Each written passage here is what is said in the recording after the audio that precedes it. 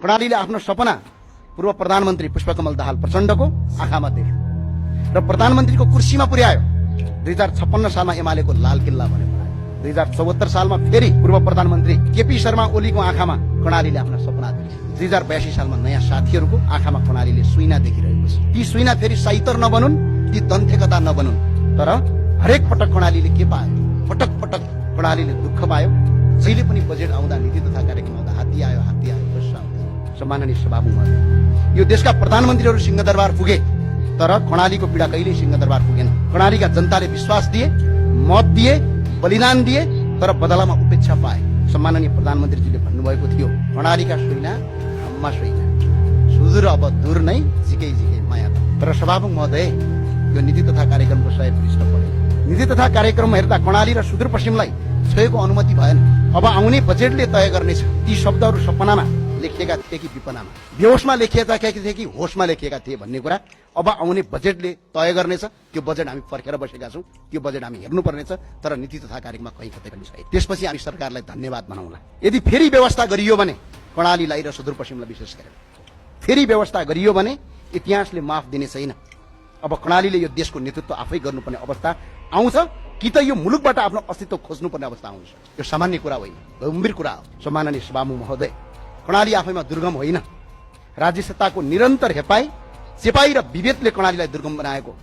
नेपालभर आज 20,000 किलोमिटर कालोपत्रे सडक हुँदा कर्णालीमा जम्मा 300 किलोमिटर मात्र कालोपत्रे सडक हुनु यो लाजमर्दो अवस्था हो या होइन? हामीले भिख मागेको होइन, हाम्रो अधिकार मागिरहेका छौँ। देशको कुल कालोपत्रे सडकको केवल 1.5% हिस्सा मात्र कर्णालीमा हुनु के यो अन्याय होइन? के यो न्याय हो? आज पनि कर्णालीमा सडक धुलाम्मे छन्, बर्सातमा हिलाम्मे छन्। आज पनि बिरामी बोकेर अस्पताल पुर्याउँदा बाटोमै ज्यान जान्छ। आज पनि आकाशमा हेलिकप्टर देख्दा गाउँलेहरू आशा र पीडाले एकपटक घेरिन्छन्।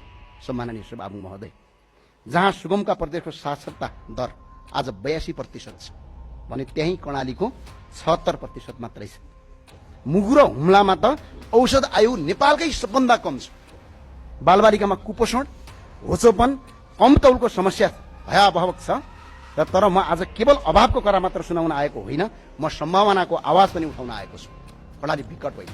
आज जति पनि मान्य सांसद हुनुहुन्छ, तपाईँहरूले बोलिने भाषा पनि त्यही कर्णालीले दियो र यो संसदको रोस्टरमा मैले बोलेको भाषा पनि यही कर्णालीले दियो।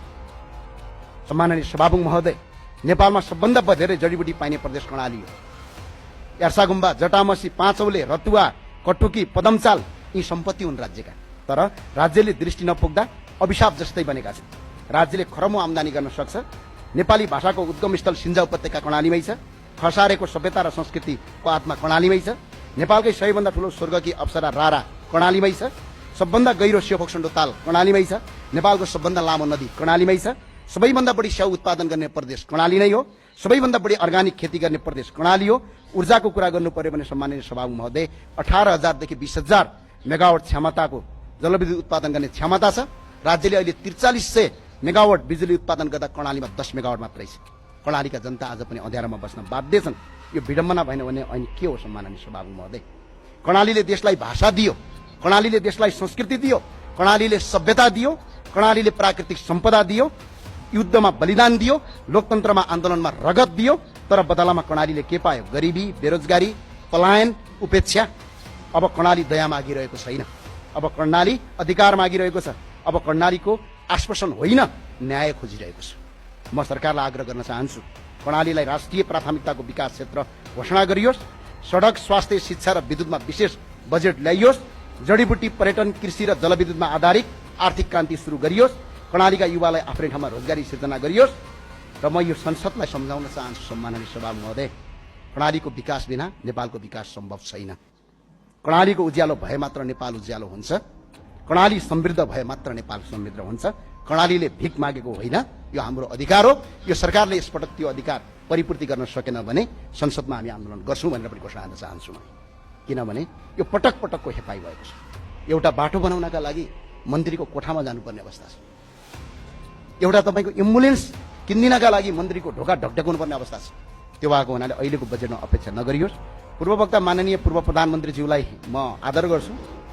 उहाँको स्पिच सुन्दै गर्दा जनजातिबाट पहिला कोही पनि थिएनन् भने पद्म सुन्दर लावती पहिला मन्त्री थिए। है। हजुर भर्खर कलेज पढ्दै गर्दा हिरालाल विश्वकर्मा देशको मन्त्री थिए, जनजातिको छोरा कहीँ पुगेका थिएनन् भनेर भाषण गर्नुभयो। तपाईँ भर्खर कलेज पढ्दै गर्दा जनजातिको छोरो यो देशको प्रधानमन्त्री थिए, जसको नाम हो मरिजमान सिंह श्रेष्ठ है। त्यसपछि दलित मुक्ति मोर्चा जिन्दाबाद भनेर आन्दोलन गरिराख्नु भएको थियो। तर मेरो कर्णाली प्रदेशमा अञ्चलाधीश उत्तम टमाटा दलितकै छोरा थिए। अनि रुकुम रोल्पाका मगर दाजुभाइहरूलाई अब तपाईँहरूको पहुँच भएन, हतियार उठाउनुपर्छ भनेर लागिराख्नु भएको थियो। त्यही रुकुम रोल्पामा पटक पटक नेपालको इतिहासमा सबभन्दा बढी मन्त्री हुने बालाराम घरती मगर राजाका पालामा मन्त्री नै थिए। त्यो भए हुनाले हिजो केही नभएको होइन। महिलाहरूको हकको कुरा गर्ने भने नेपालको पहिला सम्माननीय पूर्व प्रधानमन्त्री नाबालक नै हुनुहुन्थ्यो। त्यतिखेर नेपालको पहिला मन्त्री द्वारिका देवी ठकुरानी देशको मन्त्री भइसक्नु भएको थियो है। अब मधेसी जनजाति आदिवासीको कुरा गर्ने हो भने पशुनारायण चौधरीदेखि लगेर वेदानन्द झादेखि लगेर साहना प्रधानदेखि लगेर शैलजा आचार्यदेखि लगेर देशको सम्माननीय राष्ट्रपति भइसक्नु विद्या भण्डारी पनि राजाकै पालाका मन्त्रीहरू। त्यो भएर महिलाहरूको सहभागिता थिएन, कसैको थिएन भन्ने कुरा यो संसदमा त्यो सत्य होइन। हस्, धन्यवाद। जय राष्ट्रवाद, जय नेपाल। समयका लागि